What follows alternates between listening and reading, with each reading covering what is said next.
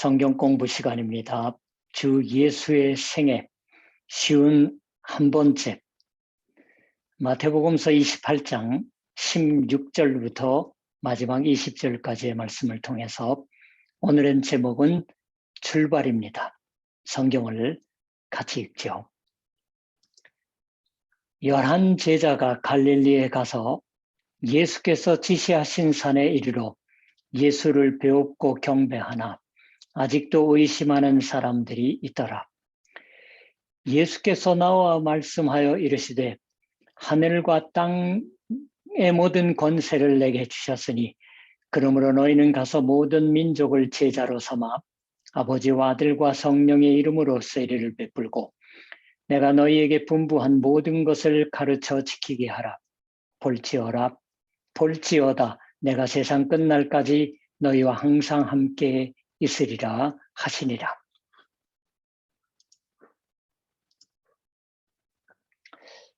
여러분과 같이 2020년 7월 8일부터 1년 6개월째 코비드-19 감염 확대에 따라 직접 마주하지 않아도 되는 유튜브에 한국어와 일본어로 녹화된 내용을 올려서 주 예수를 만난 사람들 그리고 주 예수의 생애를 주제로 유튜브 성경 공부를 해 오고 있습니다. 실은 저는 이렇게 여러분에게 얘기를 해 오는 동안 언제나 생각하던 것이 있습니다. 교회의 목사가 가장 중요한 일로서 하는 설교는 일요일 아침에 합니다. 아침에 설교를 합니다. 신앙에 있어서 아침이라는 건 매우 중요합니다. 아침에 설교한다.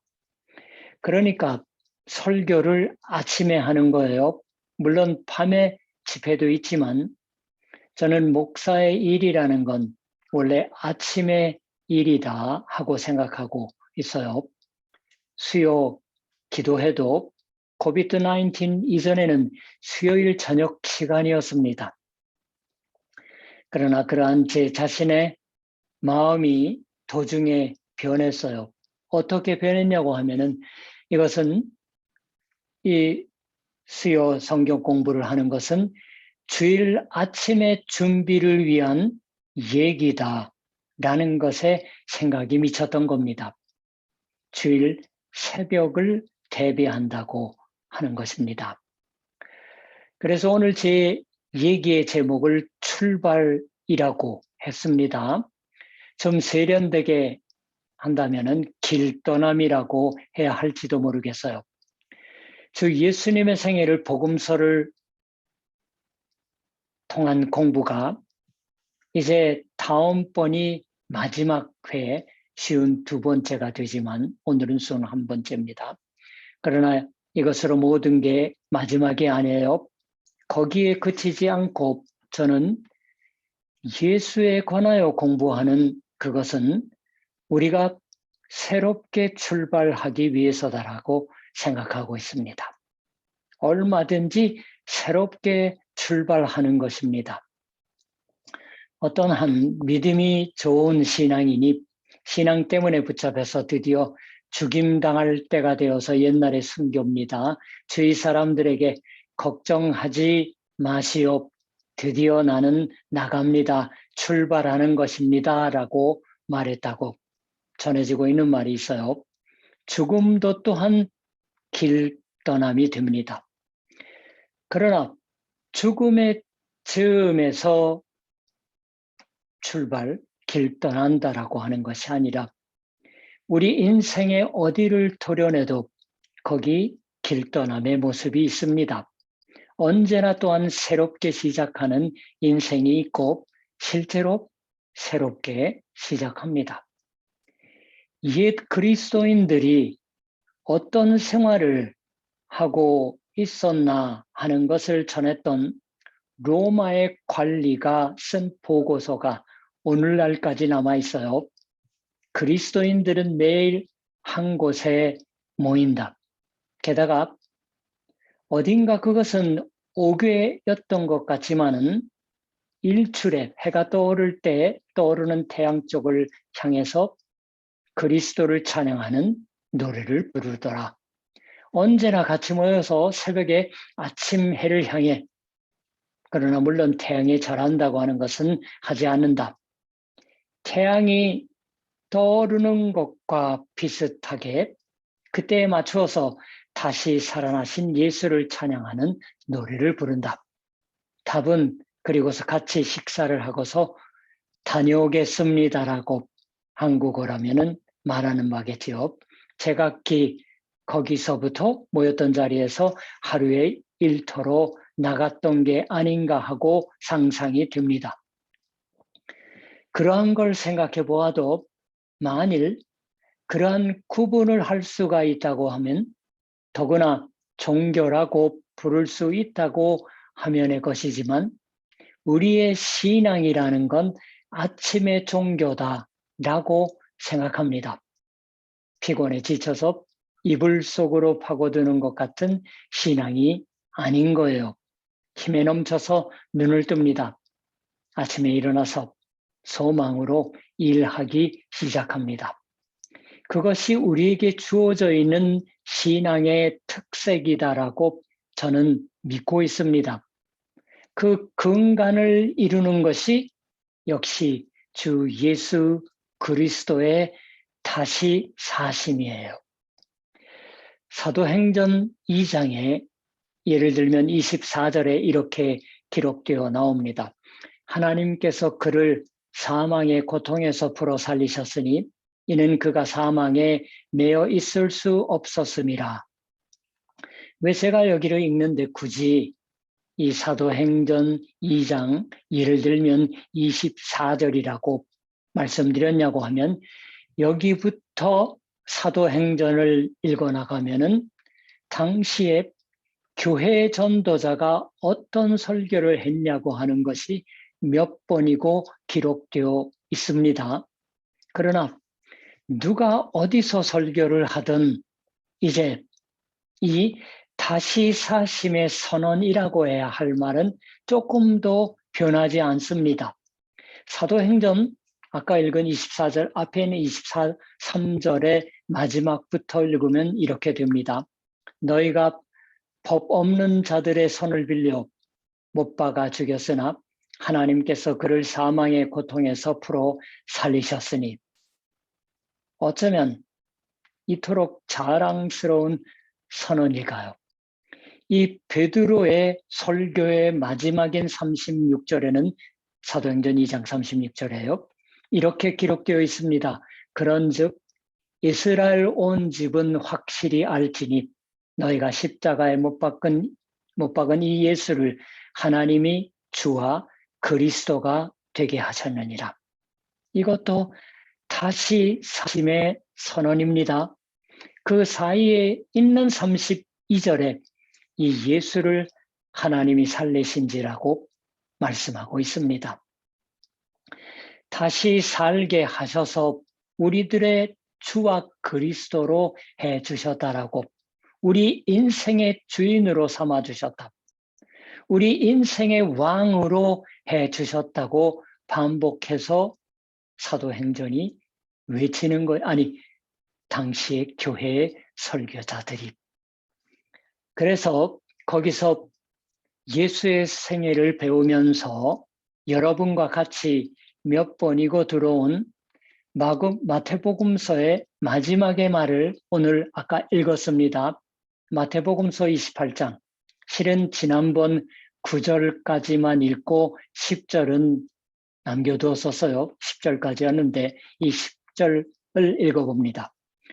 예수께서 이르시되 무서워하지 말라. 가서 내 형제들에게 갈릴리로 가라 하라. 거기서 나를 보리라. 여러분에게 마음에 담아주셨으면 하는 건 이 내 형제들이라는 말입니다. 이것은 물론 제자들을 말하는 것이지요. 복음서는 언제나 제자들의 것을 말씀해 왔습니다. 그런데 여기서는 다시 살아나신 예수께서 천사들의 말을 다시 한 번 반복하여 천사들이 막달라 마리아와 그리고 다른 마리아에게 했던 말입니다. 그걸 예수께서 다시 한번 반복해서 게다가 그 내용을 뚜렷이 표현하셔서 갈릴리에 가서 기다리고 있으라. 거기서 나를 만날 수 있다고 약속해 주시는 거예요. 이 말을 전하기 위해서 천사에게 들은 두 여성이 달려갈 때에 예수께서 내복해 있다가 나타나시는 것처럼 만나주셨던 것이다 라는 것을 배웠죠. 그때 가서 내 형제들에게 이렇게 고하라고 말하신 겁니다. 아무렇지도 않은 것이냐 그렇게 고하라고 말하신 거예요. 그러므로 참으로 위로 깊은 말씀입니다.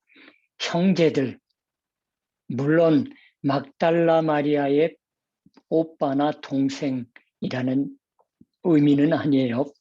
제자들을 여기서 주 예수께서는 처음으로 똑똑히 형제라고 부르셨습니다. 자신의 형제라고 해주셨어요. 가서 동생들에게라고 번역하는 편이 좋을지도 모릅니다. 히브리서는 그러므로 형제라 부르시기를 부끄러워하지 아니하시고 이르시되 내가 주의 이름을 내 형제들에게 선포하고 내가 주를 교회 중에서 찬송하리라. 히브리서 2장 11, 12절이에요. 예수께서는 우리의 맏형입니다. 큰오빠예요. 예수께서 다시 살아나시고 그 예수님의 다시 사심의 생명에 우리도 모두 살 수가 있게 되었을 때 우리는 예수님의 동생이 되는 거예요. 여동생이 됩니다. 예수님의 가족이 됩니다. 그리고 물론 마리아들에게 있어서 믿음의 형제로 되는 겁니다. 그리스도 교회에서는 교회 사람들이 서로를 형제 자매라고 부르죠.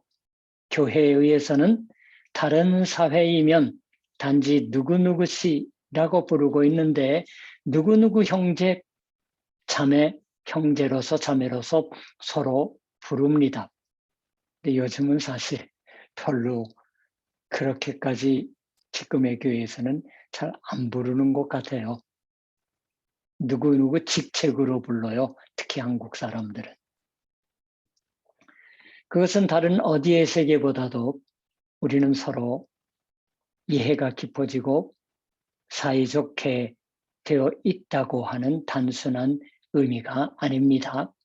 일요일 아침 1시간, 길면 2시간 같이 있을 뿐인 교제가 매일매일 같이 일하고 있는 직장 사람들과의 교제보다도 당연히 얕지 않아요. 짧아요. 직장의 동료들 편이 서로 더 서로 간의 신상을 잘 알고 있을지도 모릅니다.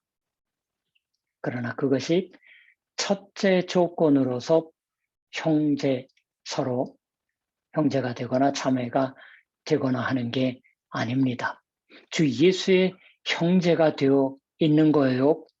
예수의 가족의 일원이 되어 있는 것이니까 서로 형제이고 자매입니다. 뭐 특별히 깊은 신상이 자기 주변 얘기를 하지 않아도 형제이고 자매인 것에 조금 더 변함이 없는 것입니다. 그 형제 자매에게 나를 만날 테니까 갈릴리로 가라.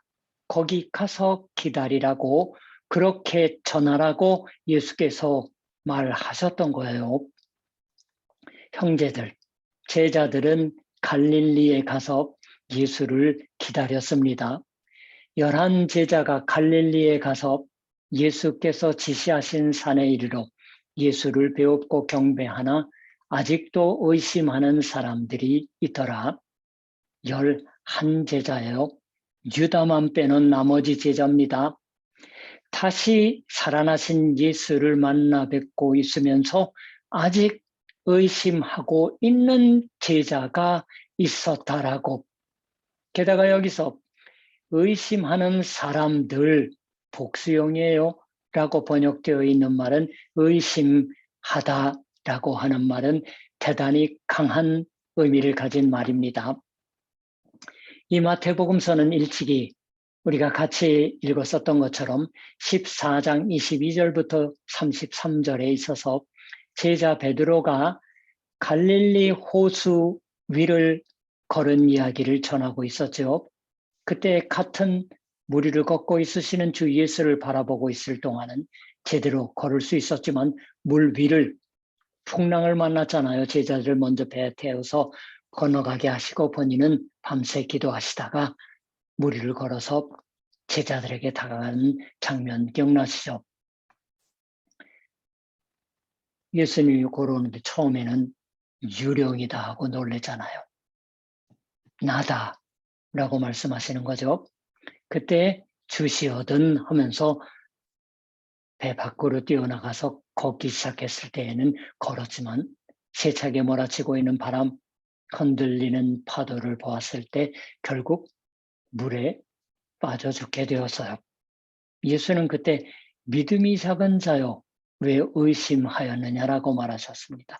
이때 쓰여진 의심하다, 니스타조라는 말이 여기 다시 한번 사용된 거예요. 오늘 마지막에 신약 성경에 마태복음서에만 2번 그 14장 31절과 오늘의 이 말을 사용해서 기록하고 있는 말입니다. 왜냐하면 좀처럼 사용하기 어려운 강한 의미의 말이기 때문이에요. 어떤 사람의 설명에 의하면 이 의심이라는 건 마음이 갈라지는 것에서부터 생겨난다고 말합니다. 베드로의 경우 주 예수만을 바라보고 있었으면 좋았을 테지만 바람이나 파도 쪽으로 마음이 움직였어요. 마음이 갈라졌습니다. 산산조각이 났습니다. 그저 예수님만을 바라보고 있을 수가 없었다고 하는 것입니다. 따라서 의심한다고 하는 건 단지 지식상으로 그런 것이 있다고는 생각되지 않는다고 하는 것 같은 것이 아니라 신뢰의 결여를 의미합니다. 사람과의 사이에서도 마찬가지인 것 같아요. 주 예수의 다시 살아나심에 관하여 그처럼 의심한다. 이것도 또한 오히려 신뢰의 문제입니다. 다시 살아나신 예수를 지그시 바라보면서 살고 있는 인간에게 예수님의 다시 살아나심, 그리스도의 다시 사심을 의심할 여지는 생기지 않습니다. 다른 걸 봐버리니까 의심이 생겨나는 거예요. 그때 예수는 그들에게 다가오셨습니다. 나 오시되라고 나오죠. 의심을 품는 제자들이 있어요. 그 제자들, 그 형제에게 예수 쪽에서 다가오십니다. 왜 의심하는 것이냐? 이쪽으로 다가오라고 명령하시는 게 아니라 갈릴리 호수 위에서도 물에 빠져들고 있는 베드로를 질책하시면서도 베드로에게 다가가서 손을 내뻗어 끌어올려 주셨지요. 여기서도 예수께서는 나 오시되라고 되어 있습니다. 다가오신 거예요. 그렇게 해서 이렇게 명하십니다. 하늘과 땅의 모든 권세를 내게 주셨으니 아버지께서요. 그러므로 너희는 가서 모든 민족을 제자로 삼아 아버지와 아들과 성령의 이름으로 세례를 베풀고 내가 너희에게 분부한 모든 것을 가르쳐 지키게 하라. 볼지어다 내가 세상 끝날까지 너희와 항상 함께 있으리라. 마치 제자들의 마음에 생겨난 의심을 덮어 감추어 버리듯이 아니 뭉개 버리는 것인 양 의심을 주 예수께서는 여기서 참으로 힘에 넘치는 말씀을 하셨습니다. 갈릴리로 가라고 말씀하신 전하라고 하신 주 예수께서 이번에는 이 갈릴리로부터 나가라고 말하시는 거예요. 예수는 다시 사셨습니다. 이 다시 사신 예수님과 함께 잠시 동안이지만은 갈릴리의 폼을 즐기자고 하는 것이 아니라 여기로부터 나갑니다. 모든 민족을 제자로 삼기 위해서 모든 민족에게로 갑니다. 전 세계를 향해 갑니다. 그리고 내가 가르친 것을 어느 나라의 사람이라도 지키어 살 수가 있도록, 지키면 살 수 있도록 사람들에게 세례를 베풀라. 내 다시 살아남의 생명을 부어주라. 너희가 세례를 베풀 때 나의 다시 살아남의 생명이 그 사람들에게도 주어진다라고. 모든 민족을 제자로 삼아라는 말은 좀 전에 제자들을 부르신 말에 비해서 말하면은 모든 국민 민족을 형제로 삼아라는 의미도 됩니다. 어느 나라 사람도 어떤 경우에 처한 사람도 내 형제와 자매가 된다. 그리고 그 사람들이 나아가 땅 끝에까지 주의 말씀을 전도한다. 그리고 그 사람들이 있는 곳, 내가 세상 끝날까지 언제나 그들과 함께 있으리라. 너희와예요. 너희라고 말하셨을 때 이 제자들만의 그 약속이 한정되어 있는 것은 아닙니다. 여러분과 함께, 우리와 함께 예수께서 계십니다. 세상 끝날까지예요. 여러분의 지상의 생애가 끝났을 때에도 주 예수께서 함께 있어 주십니다. 누구와도 세상 끝날까지 우리의 죽음을 넘어서 함께 있어 주십니다. 우리의 생애는 그러한 식으로 지금 우리를 살리시는 생명으로서 계속 되어지고 있는 것이며 세상 끝날까지 계속되는 것입니다. 그렇게 저는 확신합니다. 여러분과 더불어 그 주 예수님의 생애의 일단을 공부할 수가 있었던 것을 진심으로 기뻐합니다. 다음번이 52번째 마지막 회가 됩니다. 기도하시겠어요? 하나님, 오늘 마태복음서가 전해주는 마지막의 말씀을 배웠습니다. 먼저 무덤을 찾아간 두 여성들에게 천사가 전한 말을 되풀이 하시듯이 하면서 더 분명하고 선명하게 제자들에게 갈릴리로 가라고 전하게 하셨던 주 예수께서 갈릴리에서 만나신 다음에 이 갈릴리로부터 나아갈 것을 명하십니다. 가르친 것을 전하라고. 다시 살아나는 부활의 생명의 말씀을 전하라고. 우리 또한 하나님 2022년을 살아가면서 우리 주 예수 그리스도와 더불어 마지막 날까지, 세상 끝날까지 함께 하시리라 고 하는 약속의 말씀을 힘입어서 아무리 외롭고 힘들고 그리고 참으로 짤바 모를 때일지라도 늘 가장 가까이서 우리와 함께 하시는 주님을 기억하며 세상을 이기며 살아가게 하여 주시옵소서. 예수님의 이름으로 기도드립니다. 아멘. 다음번 마지막 배우게 됩니다.